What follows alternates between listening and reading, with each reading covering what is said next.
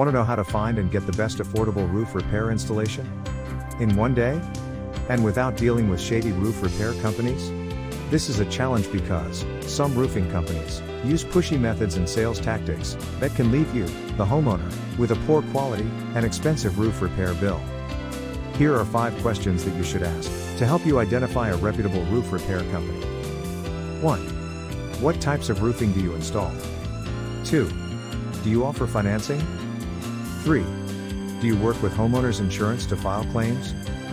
4. Do you have a current license to do this work in my area? 5. Can you give me 2 or 3 references to check?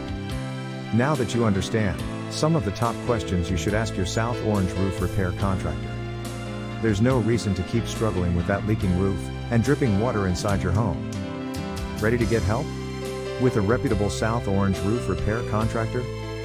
Visit us online and follow the link below.